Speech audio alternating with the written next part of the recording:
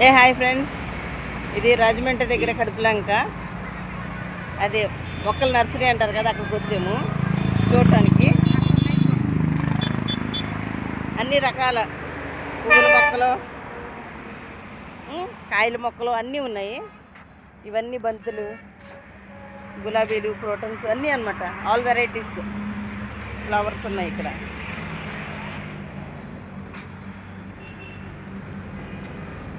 చూసారు ఎంత బాగున్నాయో అన్నీ. ఇటు సైడు మొత్తం పెద్ద నర్సరీ. ఇది చిన్నది కాదు, చాలా అంటే చాలా పెద్దది.